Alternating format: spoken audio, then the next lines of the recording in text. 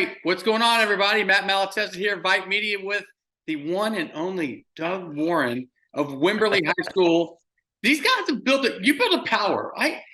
I'm just doing a little research.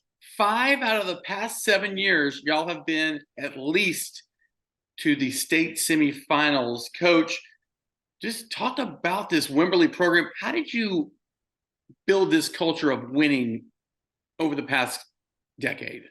Well, I came here in 2006 as an assistant under Coach Nouns, and very fortunate to be with him and a great group of coaches. Won a state championship in 2011, and then and he leaves in 2013, and I'm very fortunate that they felt like I could take this program over, and after about 3 years, we were right around 500. Not to the standards of what this community expects, and not to the standards that we felt as well. And so, at that time, take a hard look at, everything that you're doing. And that's, everything from coaches to myself to program, off season, the whole thing. Kind of made some changes in really all areas that we felt like we really needed. And then from that point on, we've just kind of started this upward trend. And, I can remember the first time, and I was telling one of my coaches this, I can remember the first time that in 2017, when we won the region and got to the state semifinals for the first time as the head coach of this program, and how, we kind of thought, man, that was just this great accomplishment, big deal. And now, that's the norm. People expect it. The kids expect to be there. Which are great expectations to have, and so it's just kind of built over years. We felt like that there was no reason why we shouldn't be in that position every year, and man, the kids and coaches have done a great job of just buying into everything that we're teaching them, and taking it from there. Yes, one thing to kind of get there once, maybe twice, but to sustain it over time is. People think it's so easy. It's really, really, it's so hard to just continue to, if you talk to Westerberg, who was at Allen, or John Kay at North Shore, or Gary Joseph at Katy, they tell you the maintaining of the program is really where it's at. And that's the hardest part. You're exactly right. It first off, it is hard to get to this spot. To be one of the last 4 is very difficult to do. And but like I said, maintaining the program. So I think one of the things you have to do is you keep yourself grounded.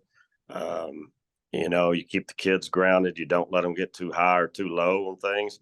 I know, Saturday morning we bring the kids in from fit for film, and the first right out of the box, we're cheering their tail out after a big, after winning the region, and they're feeling pretty good about themselves. And all of a sudden they come in there and they're getting their tail chewed out because they're missing assignments, And so I think that brought them back down to reality in a hurry, that wasn't going to be all cupcakes and punch on that Saturday morning. There was going to be some juicy fruit going on, some chewing of some tail. And so, you got to take it into perspective and realize that you're very blessed to be here, but also realize, that, man, we haven't played our best football yet. And those, we're going to start doing that in the next couple of weeks. Man, that's kind of scary. Talk about Belleville.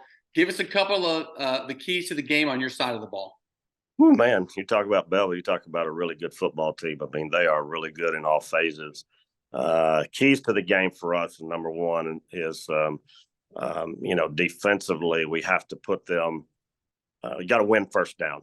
They're running their slot T offense, and you got to put them in second and long situations to try to minimize their possessions. Because if not, then, they go for 6-7 yards on first down, man, you're in a world of hurt. And so we have to do that. Also defensively, we talk about championship eyes.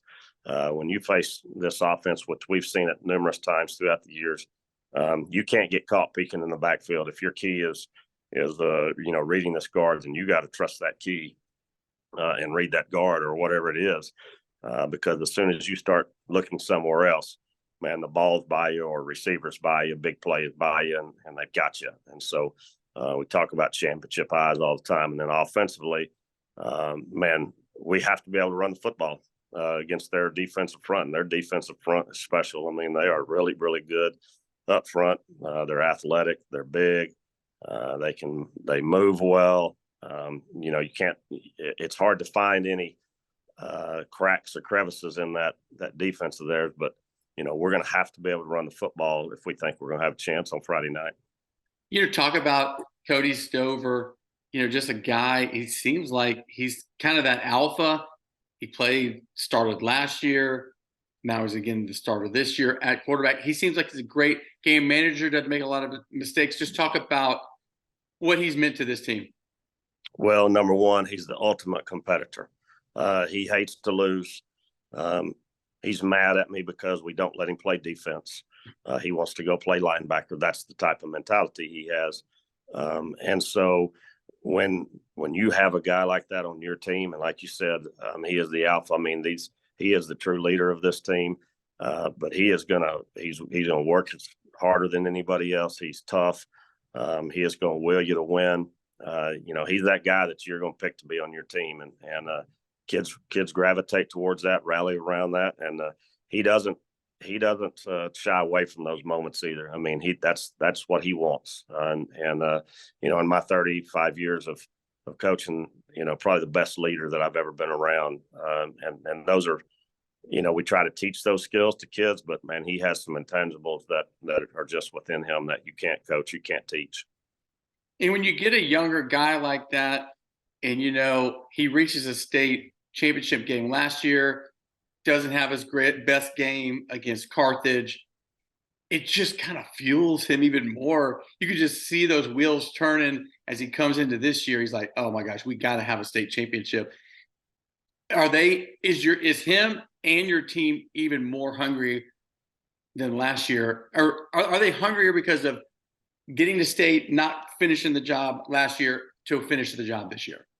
I would say yes, you know, getting there last year and then not performing what we would consider our best, you know, and that Carthage had a lot to do with that. I mean, they're really, really good, but we didn't play at our best. And I think that has fueled us, you know, probably more so than the losing part of it, is that, man, we got there and we just didn't play to our standards like we had played all year. And that was the disappointing part, I think, for us as coaches and our kids as well. And so, yeah, I believe that has fueled some of it. You know, but you look at Cody and last year and him just trying to, you know, learn the offense and know, you know, what we expect of him and know what we do, as opposed to a year later, and now he's in total control of it. And he knows exactly what we want.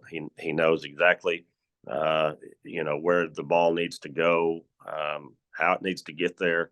And so he's in total control of it now. When you've got a kid like that, then you know, your team can be pretty special because they can carry a whole lot. You know, he's kind of the coach on the field on the offensive side of the ball. Finally, just talk about the defensive side. You know, talk about who are some of those guys that will be the headliners going into this game on defense. Well, I think, you know, the one that's going to get us all lined up and get us in the right spot, Kyler Lye, number 4. He's inside linebacker, and he's going to make all of our checks and you know, get everybody in the right spot. And he's that quarterback over there. You know, you look at number 44, Ty Thames, and he's going to be the guy that's going to pop at you on film. Big, rangy kid. Just loves to play football. He is physical. He's gonna come downhill and he's gonna strike you. I mean, that's what he likes to do. And so you look at those guys, I think on the defensive side, probably the ones that are going to be our leaders for us on that side of the ball. Watch out for Wimberley, America, man. This is one of the hubs of high school football in the state of Texas. Coach Doug Warren, thanks so much for joining us. This is Matt with VYPE. This is the Coach's Corner. We'll be covering this all week as we boil it down to the state semis and on to the finals next week. Best time of the year is right now. Yes, it is. Thanks for having me. I appreciate it. You bet, Coach. Thanks again. Yes, sir.